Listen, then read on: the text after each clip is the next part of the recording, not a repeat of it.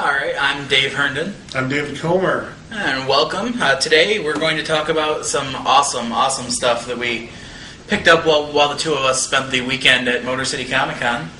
Just 2 weekends ago already? Yeah, it's already been 2 weeks. It's hard to believe. My head's still kind of in a cloud here. It was both of our first time going as members of the press, so it's pretty darn cool. One of the things we picked up was this magazine. It's an independent book from what's the gentleman's name? Ken. I apologize in advance. Ken Kreckler, I believe, and he's put together this fine book. It's Westward. It draws on a lot of steampunk inspiration. And Dave, what were your impressions of it? Well, I'll tell you, when I first started reading it, the first couple pages were pretty intense, actually. Like this first page here, and I understand a lot of you haven't read the book, so bear with me here. But this first page, I got to tell you, I was thinking it wasn't going to be very good. Like I was a little concerned. I didn't quite get what they were going for. But after I got 5-6 pages in, like the book really opened up. It was pretty darn good. Yeah, and let's see, it's Westward, and it is put out by Kinetic Publishing, and it's both written and illustrated by Ken Kreckler. And Dave, before we'll describe the story in a minute, but I got to say the art, it's black and white, but the art in it is pretty freaking amazing. It's a really unique style. It kind of reminds me a little of the influence. Looks like Frank Miller, circa like the mid to late '80s.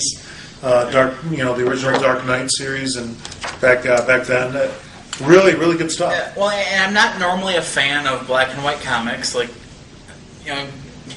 color me something. I don't know the exact term there, but I want it in color. Like I'm used to color. I grew up in a 4-color world, but I really enjoy this black and white book.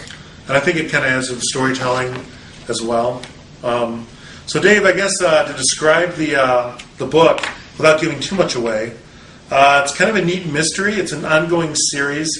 The tagline is "Inspect the Uninspected," and it's about an explosion in the early going. Well, that's what sets off the tone of the book. He's sitting in a bar with his buddy, the main character, and you'll excuse me, I don't off the top of my head remember the main character's name. I really should have brought my notes in with me. Yeah. I believe you're right, Victor. But he's sitting in a bar talking to somebody about something mysterious. We're not sure exactly what. And boom!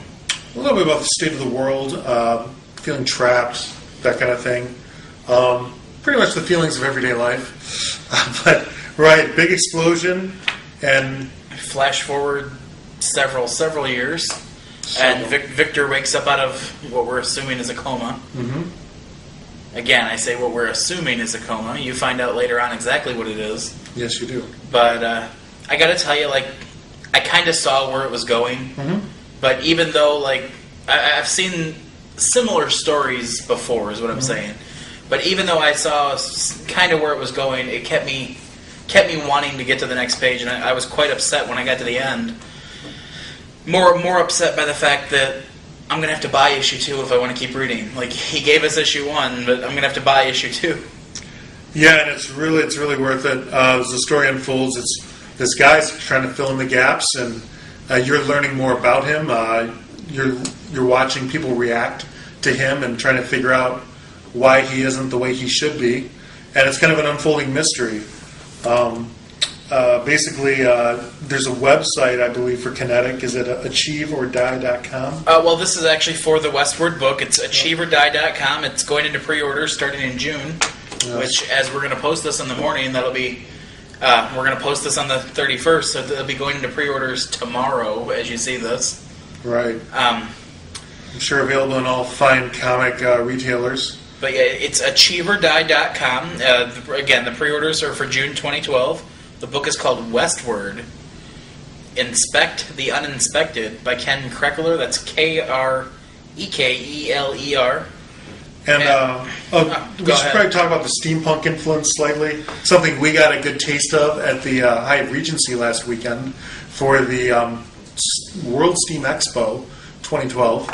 And I guess it's a blending of Victorian style with post-apocalyptic style. You mix in gears, steam power, metals, and cool goggles, and gas masks, and you've got your look. And I'm not even so much sure that there's a big steampunk influence here. Just more so with the one character. The main character, Victor's sister. Sure. His younger sister. She wears the goggles and whatnot. And again, I'm not sure exactly when this is set. It doesn't give you like an exact, this is 2015. Right. But it could just be the way the world has evolved into this unique universe. Exactly. But, well, you can see on the back, there is very steampunkish on the back of the book. But with the characters throughout the book don't, other than the one character. Yes. But it's really cool.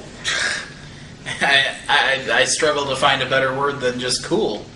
I know. At least that I can use PC here in the workplace. And you know, like I said, just really shades of Frank Miller at times. I got from this without totally being nihilistic. It's really neat. Well, and I'll tell you, we've seen a lot of independent comics. You more so than me. You've been around the comic world a lot longer than I have. It means I'm older. I was saying it nice, but between us, we've seen just hundreds and hundreds of independent books, and a lot of times with the independent books, you can tell like the artist spent all day drawing these 3 panels because that's what they want to show to people, and the rest of the art suffers. In this book, that's not the case. No. The art is quality from front to back. The art is very, very, very uniform. There are no panels that it looks like he phoned in. It's great. I agree. There's nothing really more to say. It's really worth the time. It's really cool. Yeah, the storytelling is consistent all the way through. It leaves you with a lot of questions, but it's written so you're not. They kind of string along the breadcrumbs through the pages, and kind of helps you follow along. Very good writing. Once again, the art is excellent. So.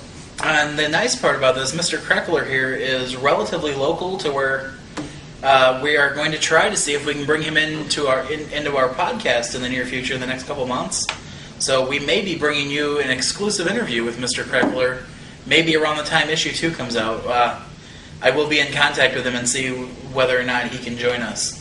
He's a Michigan guy, so you want to support them more than most. So, and again, it makes it easy when it's just so cool.